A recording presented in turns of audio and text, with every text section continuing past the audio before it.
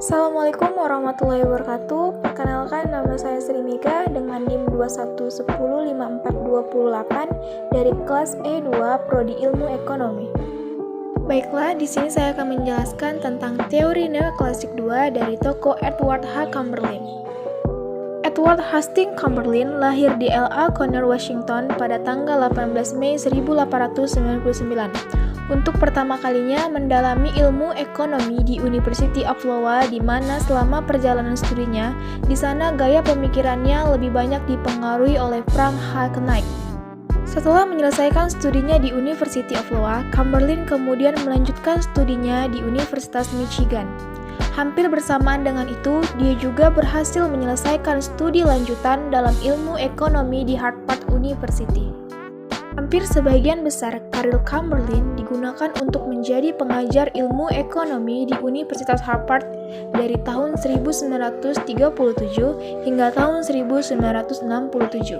Selama mengajar, dia telah memberikan kontribusi signifikan untuk bidang ekonomi mikro, terutama dengan teori persaingan dan pilihan konsumen serta hubungannya dengan harga. Baiklah, selanjutnya adalah teori ekonomi menurut Edward Hastings Chamberlain. Teori Edward Hastings Chamberlain adalah tentang monopoli industri dan persaingan. Ia menciptakan istilah diferensiasi produk yang menggambarkan bagaimana seorang pemasok mungkin bisa menambah jumlah produknya melebihi kapasitas dibanding dengan memperhatikan etika persaingan yang sehat.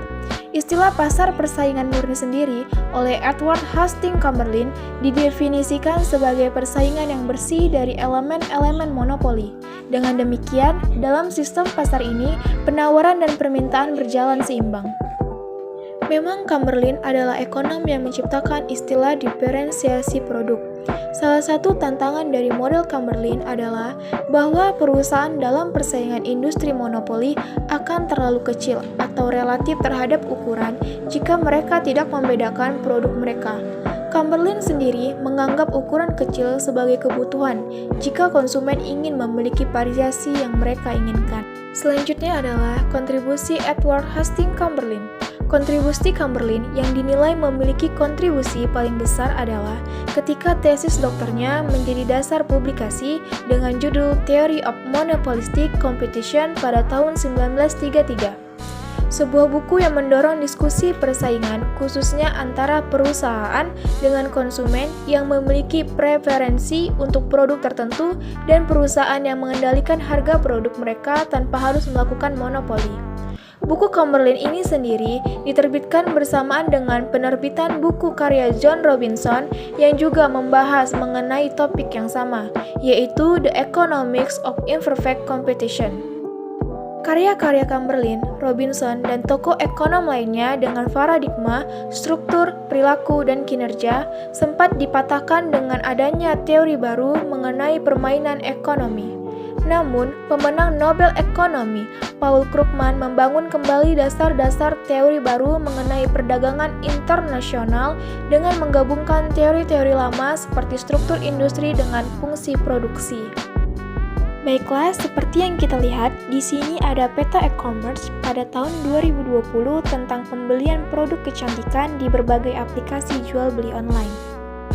Dari peta ini dapat kita lihat bahwa pembelian produk kecantikan tertinggi adalah serum dengan jumlah 11,18 juta, dengan pembelian melalui Shopee 8 juta, Tokopedia 3 juta, dan Bukalapak 131.000.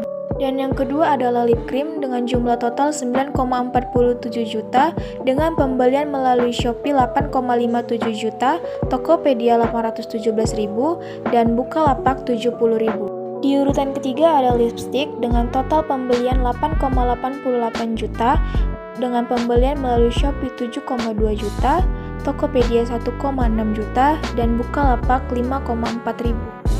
Yang keempat ada maskara dengan jumlah 5,69 juta dengan pembelian melalui Shopee 3,8 juta, Tokopedia 1,7 juta, dan Bukalapak 228.000.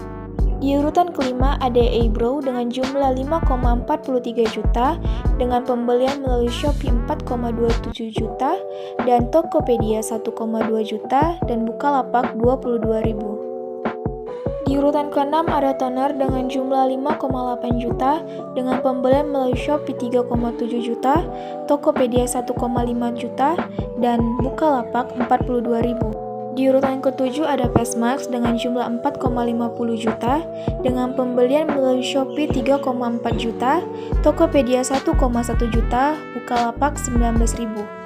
Di urutan ke-8 ada eyeliner dengan jumlah 4,9 juta dengan pembelian melalui Shopee 3,2 juta, Tokopedia 88.000 dan Bukalapak 21.000.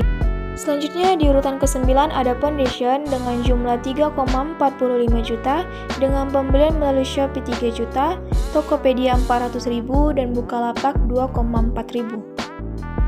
Dan di urutan terakhir ada eyeshadow dengan jumlah 2,97 juta dengan pembelian melalui Shopee 2,6 juta, Tokopedia 331.000 dan Bukalapak 320.000. Itulah penjelasan saya tentang peta e-commerce, produk kecantikan pada tahun 2020.